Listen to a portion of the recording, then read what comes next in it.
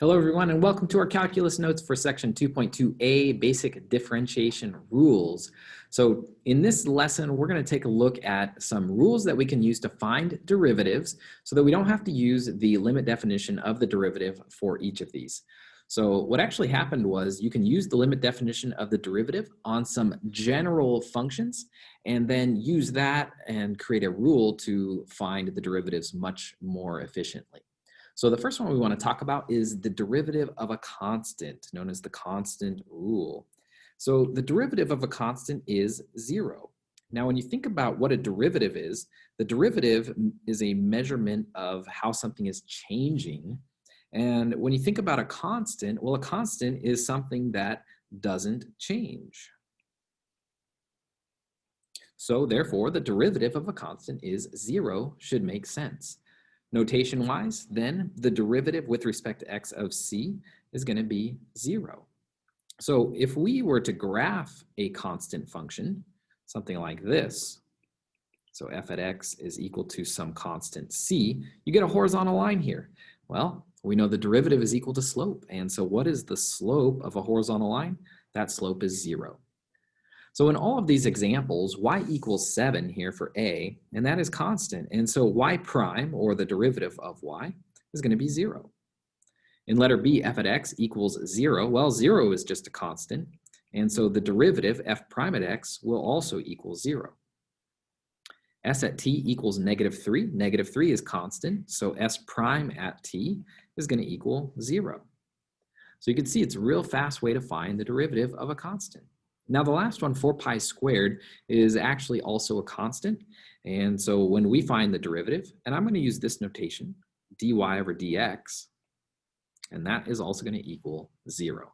So that's how you find the derivative of a constant. Now the next rule is one of the main rules that we're going to use in finding derivatives in calculus, and it's the power rule. So if n is a rational number, then d over dx of x to the nth power is going to equal n times x to the n minus 1. So did you catch what happened there? Basically, we moved the power out in front, multiplied by what was there, and then dropped the power by 1. So this is going to be our verbal model for this rule. So move the power out front times what's there, and then knock the power down 1.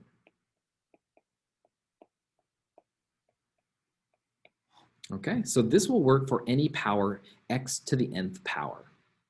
So let's do some examples here. It's saying to find the derivative of each function. And so the first one, f at x equals x. So we have to see this as being a power function. And to do that, we think about this as being x to the first power. So if I'm going to find the derivative of x, I'm going to move that power down. I'm going to multiply by what's there, the x, and then I'm going to knock the power down by 1. And so I'm going to do that by doing 1 minus 1. Now, when we think about what that is, well, 1 times anything is just itself, and then 1 minus 1 is 0. And then x to the 0 power is going to equal 1. So the derivative of x is equal to 1. If we try it with the next one, f at x equals x cubed. So we're going to move that power out in front. We're going to multiply by what's there, the x, and then we're going to knock the power down 1, and so that's going to go to 2. So the derivative of x cubed is 3x squared. For our next one, we actually have a radical here. And so what we need to do before taking this derivative is rewrite this as a power. And this is what you're always going to do with your radicals. So this is actually x to the 1/3 power. Now that this is in the power form, we can use the power rule. So the power is going to move out in front, so that's 1/3. We're going to multiply by what's there, which was x, and then we're going to knock the power down 1. So we actually have 1/3 minus 1. Now when we think about 1/3 minus 1, that's really 1/3 minus 3/3. And so we have 1/3 x to the negative 2/3. Now, when we simplify these, we are always going to move the negative exponents into the denominator. And so this is really going to be 1 divided by 3 times x to the 2/3 power. And this is the form that I'm going to ask you to simplify to always. All right, and we have one more here. Now we have 1 divided by x squared. So this will work for rationals as long as we can write them as powers. And so in order to solve this one, we're going to rewrite this as x to the negative 2 power. Okay, so always make sure if you have x's in the denominator, try to move them into the numerator with a negative power. Now, if I want to find y prime, I can move the power out in front, which is negative 2, multiply by what's there, which is x, and then we're going to knock the power down by 1. And so I'm going to write negative 2 minus 1 just to make sure that we're doing this in the right direction. Now, negative 2 minus 1 is negative 3. And we're going to take that negative exponent and move the x into the denominator. So we're actually going to be left with negative 2 divided by x to the positive 3rd power. So that is the derivative of 1 over x squared. All right. In our next example, we're asked to find the slope of the graph of f at x equals x to the 4th power and the equation of the tangent line at each point. So let's go ahead and find the derivative first. So f prime at x, well, it's x to the 4th. So the 4 is going to move out in front, multiply by what's there, and then knock the power down 1. So it is 4x to the 3rd power. So we can use that derivative to find the slope at each of these points.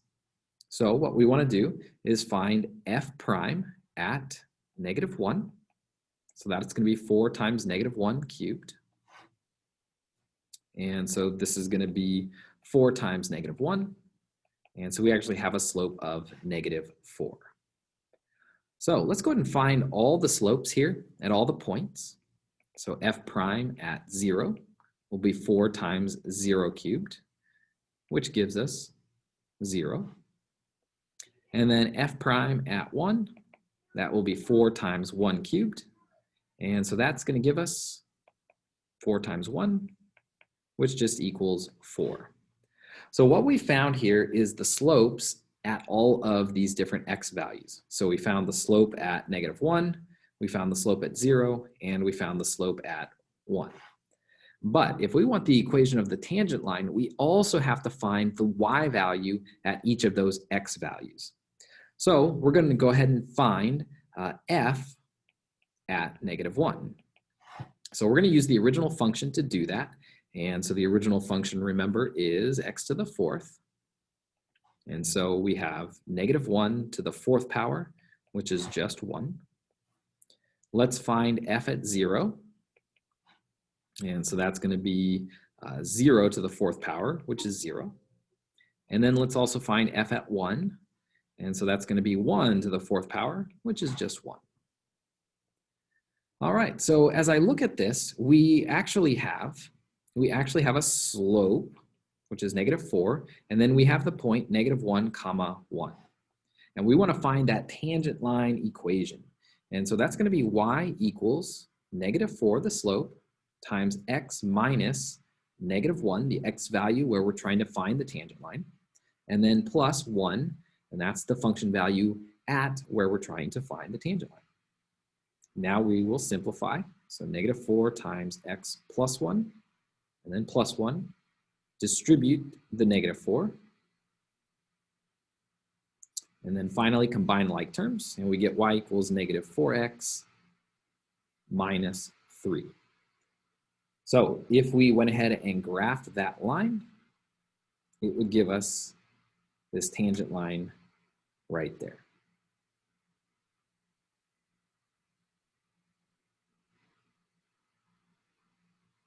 All right, so let's try our next one. So at x equals 0, we know we have a slope of 0, and we're going through the point 0, 0. If we use our tangent line equation, we get y equals 0 times x minus 0 plus 0, And so this is just going to give us y equals 0. That's our tangent line equation. And if we draw that tangent line, you'll see that it's the line y equals 0. And our last one here, our slope is 4, and our point is 1, 1. And so we get y equals 4 times x minus 1 plus 1. If we distribute, we get 4x minus 4 plus 1. Combine like terms, we get y equals 4x minus 3. All right, and if we were to graph that tangent line, it would be right there. All right, so that's how we can use the power rule to find the derivative, to find the slope at a specific point, and then use the point of tangency to get that tangent line equation. The next rule we want to talk about is the constant multiple rule. So it says, if f is differentiable and c is a real number, then the derivative with respect to x of c times f at x is c times the derivative with respect to x of f at x. And so that constant is able to be factored outside of the derivative, meaning we can take the derivative like normal and then just multiply by the constant at the end. So if we had something like the derivative of 2 over x, well, first I would want to always change this to be 2 times x to the negative 1. Okay, so get the variable out of the denominator, move it into the numerator with the negative 1 power. So what we're trying to find here is the derivative with respect to x of 2 times x to the negative first power. Now that 2 is a constant multiple, and so I can really pull that out in front of the derivative. And so we have something like this. Now, when we look at this, the 2 is just going to multiply, and now we're going to take that derivative. So we're going to move the power out in front, times what's there, and knock the power down by 1. So negative 1 is going to go down to negative 2. Now we can go ahead and multiply the 2 times negative 1 to get negative 2, and then move x to the negative 2 into the denominator and get x squared in the denominator. Okay, now this step right in here of using the constant multiple rule, you don't actually have to show every time unless it's helpful to you. So what I will say is just know that you're going to end up moving the power out in front and you're going to multiply by whatever's there.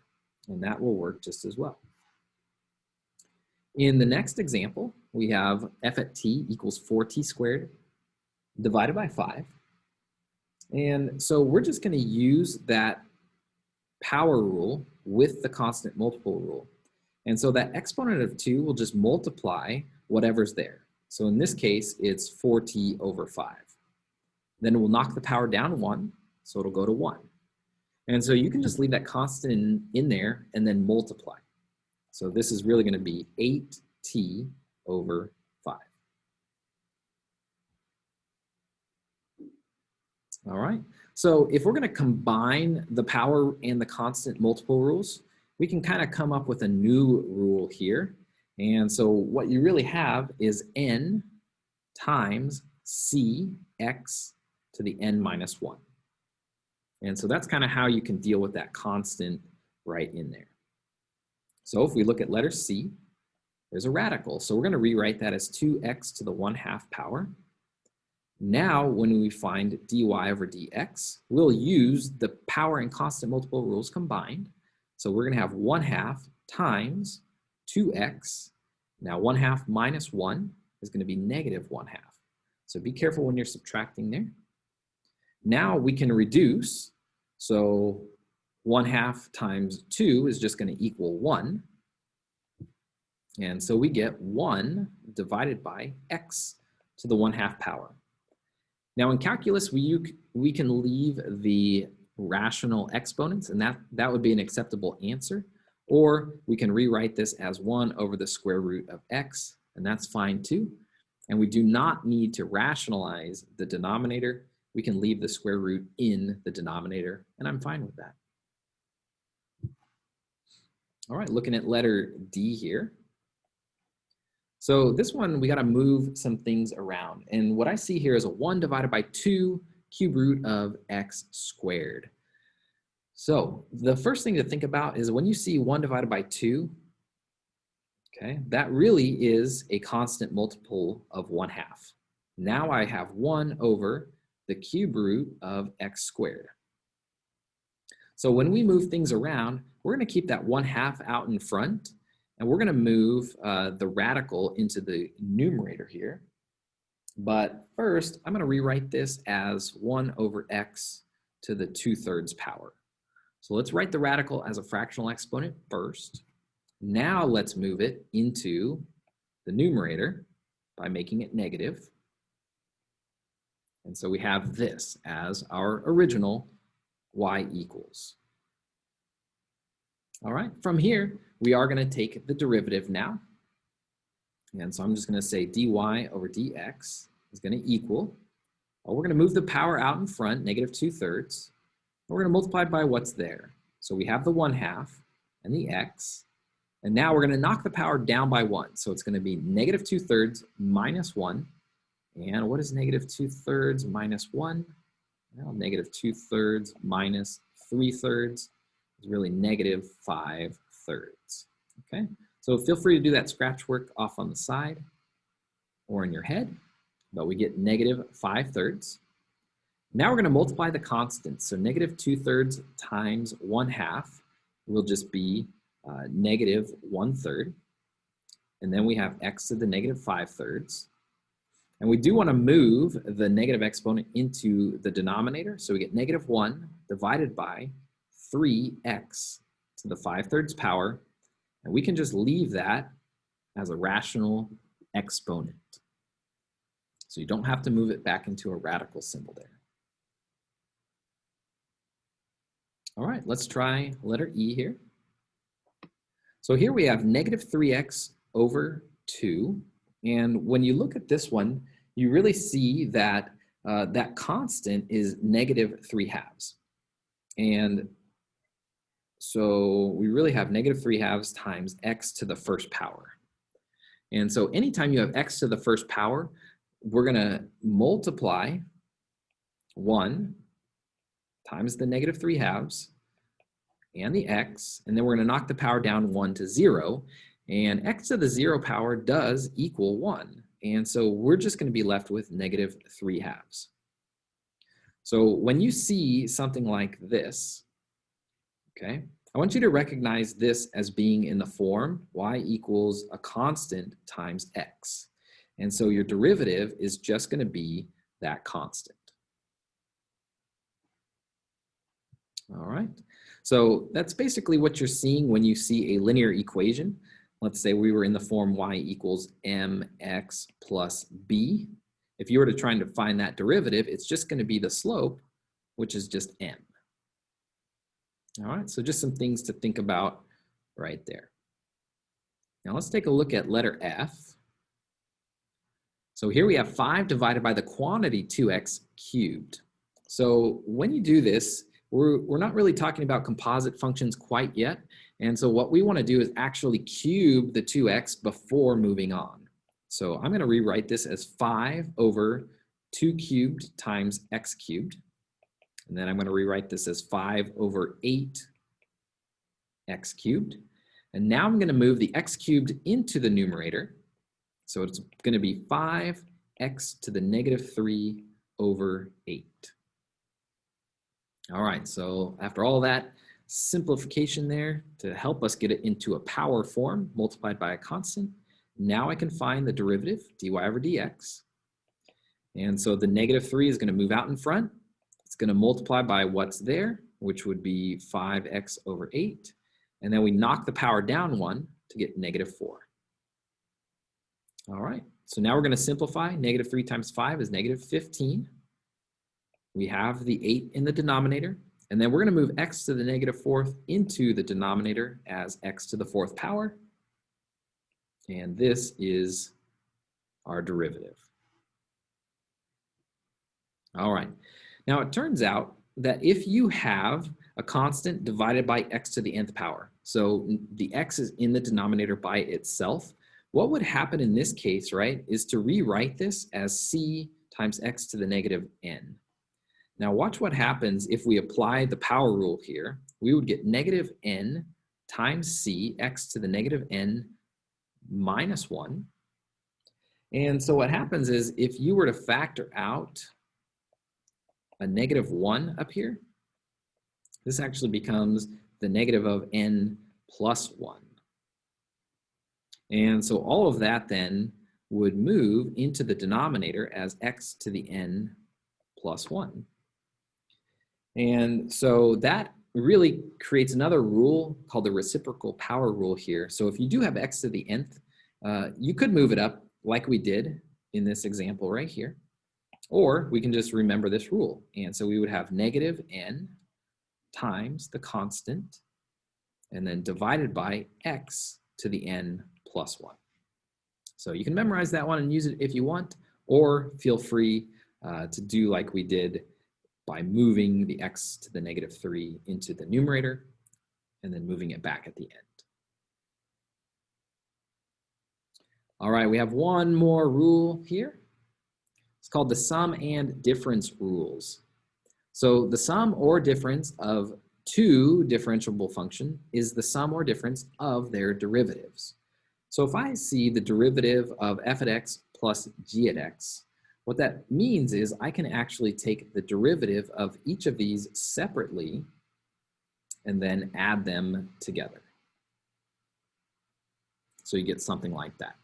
So if you have a derivative or a function that's made up of the sum of a bunch of different functions, you can just derive each part individually and then add it together. So the same thing works with the negative because you just have a negative 1 here. So this would be the derivative of f at x minus the derivative of g at x. All right, and what that allows us to do then is to find the derivative of these polynomials where you have lots of terms added together. And so f prime at x is just going to be the derivative of each of those terms.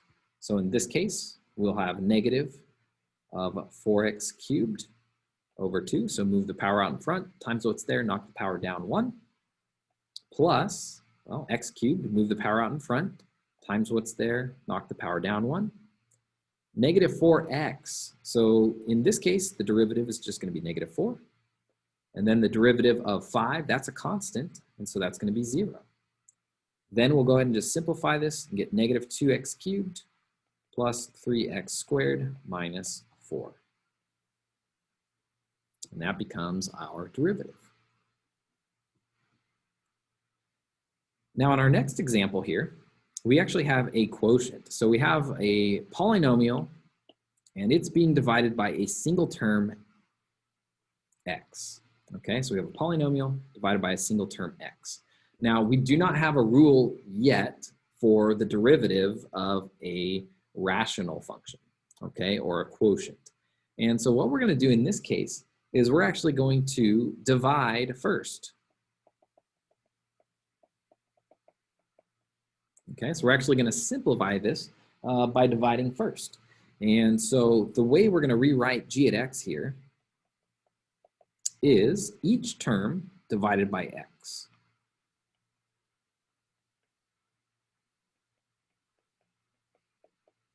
Okay, so that's what that means when you have a really big fraction bar dividing by a single term. You can divide everything first just like this. Now, when you reduce, notice what we have here, x to the 4th over x is x cubed. 3x cubed over x is just 3x squared. And negative 2x over x is minus 2. And then we're going to rewrite 1 over x as x to the negative 1, so that this is all in a power format here. Now, let's go ahead and find our derivative, g prime at x. So move the power out in front, times what's there, knock the power down 1. Okay, move the power out in front, times what's there. So you're really going to have 2 times 3, and you're going to get 6 times x, and then knock the power down 1, so to the first power. So we're just going to leave that as 6x. Now, negative 2 is really just going to be 0. And then x to the negative first power will be negative 1x to the negative 2. And then let's just rewrite it here. So we have 3x squared plus 6x, and then minus 1 over x squared. And so our derivative is going to be the sum of all of the individual derivatives. All right, so let's move on. In our last example, here we have a product, 4x times x squared minus 1. And at this point in time, we do not have a product rule. And so what we're really going to want to do here is multiply first. Okay, so let's multiply first. All right, so in this case, when we multiply first, we're going to distribute 4x into that binomial. And so y is going to equal 4x cubed minus 4x. At this point now, we do want to find that derivative. So dy over dx is going to be, well, 3 times 4 is 12. And then 3 minus 1 is 2. And then negative 4x, that derivative is just going to be negative 4. And so here we have our derivative. All right, so that is our notes for 2.2a, learning a couple different differentiation rules.